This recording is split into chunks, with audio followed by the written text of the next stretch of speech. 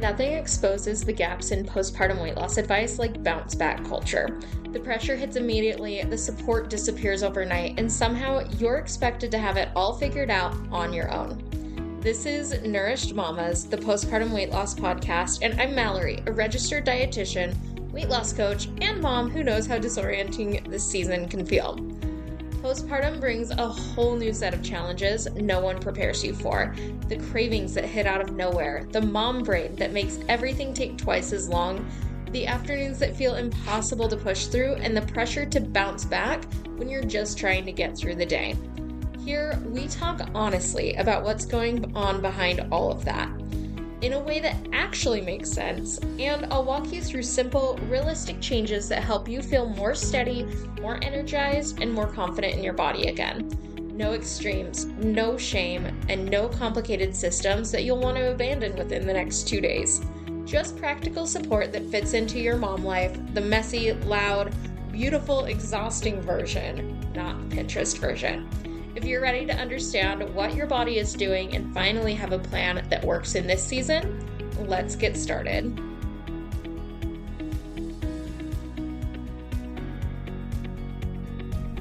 Hey there, welcome back to the Nourished Mamas podcast. We're talking about why coffee is no longer fixing your energy. And I've been thinking about this a lot with Mother's Day coming up and just dealing with all of the mental load that comes with that.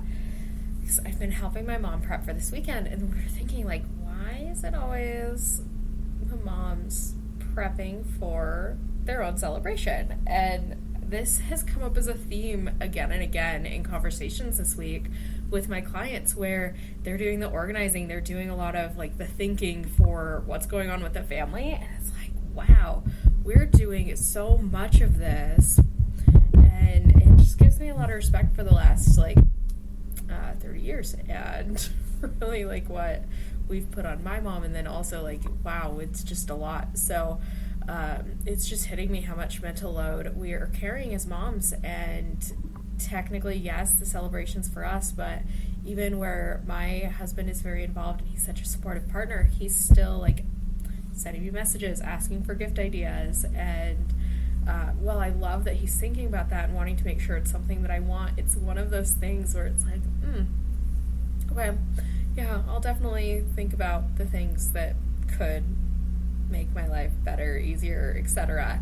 And yeah, it's not really an exhaustion issue, and coffee isn't necessarily going to fix our energy because it's not physically tired that we're feeling. It's not necessarily the lack of sleep. It's that you're mentally responsible for everything, for everybody, all of the time. Planning the doctor's appointments, planning dentist appointments. If you are working with a dietitian, planning your appointments for that. There's so much going on. And I do see one-on-one clients as hour-long calls via insurance, but also the new app program that I have started is much more of those call it asynchronous touch points, where you send me a message, I respond to it, and it gives you that feedback a lot quicker than the hour-long calls once a week or once a month or whatever that ends up looking like. So it's been a really cool shift to do less of the longer stuff where we have so much on our plate that I've been thinking about that a lot. It's how can I better support the moms that I'm working with? And a huge part of that is not having another appointment or another hour-long call booked into your schedule. So that's something that's been really interesting to play around with and kind of see, because the results are a lot easier to obtain because you have that ability to check in with me constantly or whenever you need it, instead of just waiting a week or waiting a month to check in with me. And it just has been a really interesting thing that I've been thinking about with all of what's going on, and just a lot with the mental load of everything. And it's so funny, I was just recording a reel for Instagram where thinking about all the things I have on my to-do list, and one of them is this podcast, and Gimli's all trying to push my phone out of my hand, and even being a pet parent, it's a lot. And I just said his name, so he's going to join us now on the podcast here, but essentially we're dealing with schedules, you're dealing with the meals, you're planning the groceries, you're planning the planning, you're remembering, you're emotionally managing, you're regulating. And I saw a post recently about how parents today are the most like mentally involved because we spend so much time with our kids and we spend so much time thinking about that, and we don't have the village that used to exist. Gimli, I don't need you on the desk, buddy. Like, there's so much less support available that's not transactional. Like, the fact that I am able to record this podcast while my parents watch my kid is because I drove 6 hours to get here.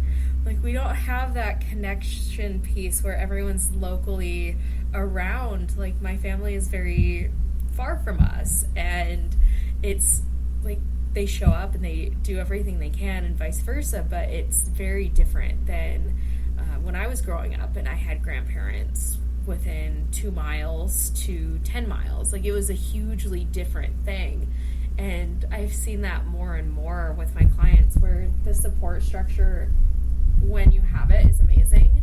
But when you are not near family, or you travel a lot, or like there's different things going on, like, you just have so much more that you're carrying, and your brain is going to tell you, and you're going to feel fried, and there's so much burnout, and it just is a lot. So coffee stops working because while it temporarily wakes you up, it can also increase your cortisol, so it makes you more stressed.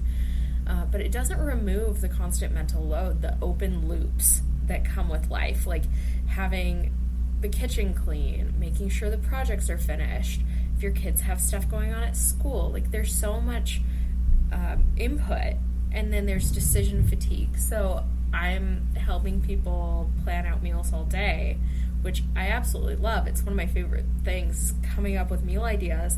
But then by the time dinner rolls around, I just don't have it in me.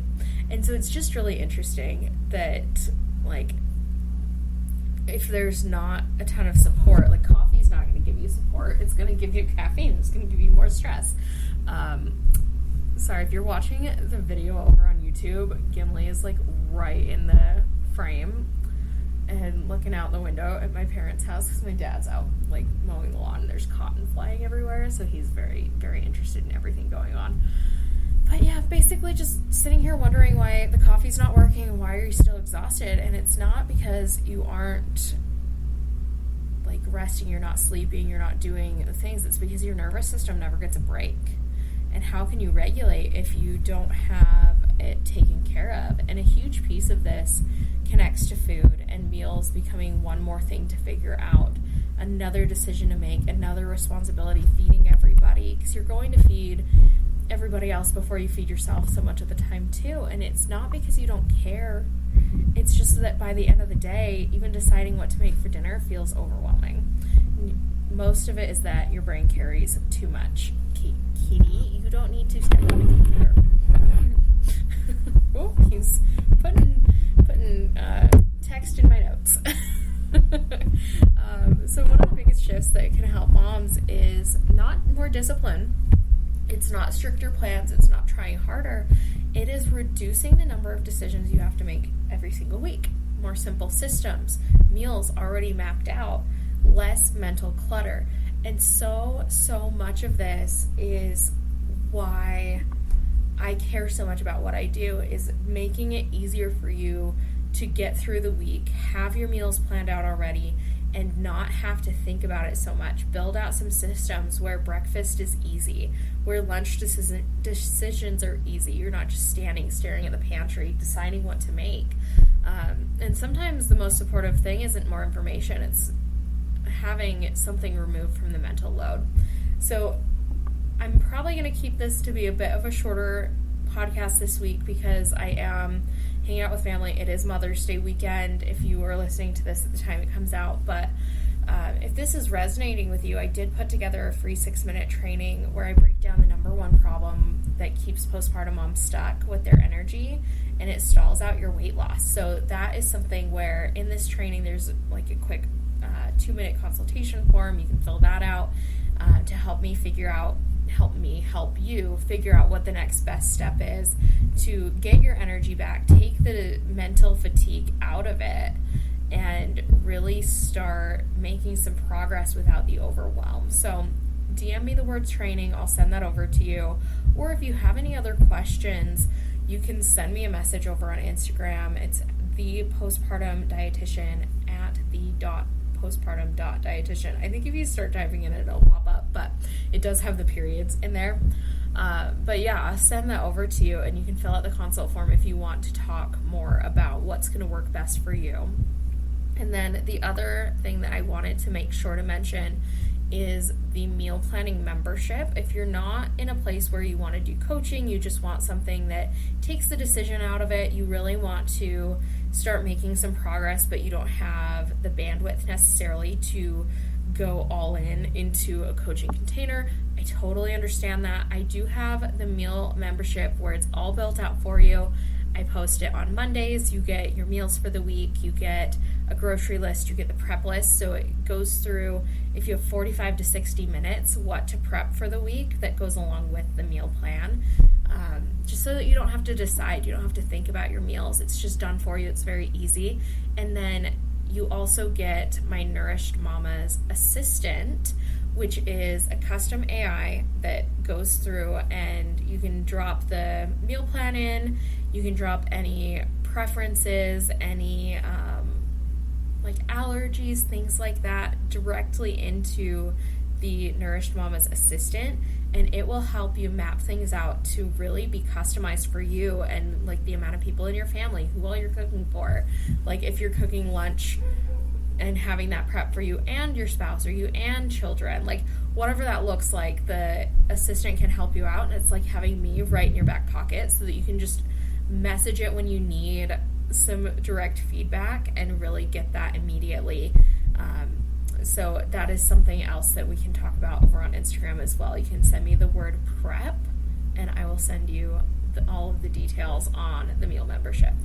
Okay, thank you guys so much for joining me today. Again, I'm going to keep this one short and sweet so that we can go and enjoy the weekend, but I will see you next week on that episode. And if you're not following me over on Instagram, that is a really great place to get a different style of content. I am doing more video content, more talking through like my thoughts, my experiences, and then also like my client work over there nowadays too. So it's kind of a fun place to be, and I've kind of got a reinvigorated, I don't know if that's a word, but I'm feeling a lot better about posting on Instagram, being more authentic, being more me. It feels a little more like the podcast where it's very real, it's very in the moment, but it is that shorter form. So follow me over there at the.postpartum.dietitian, and I will see you here on the podcast next week.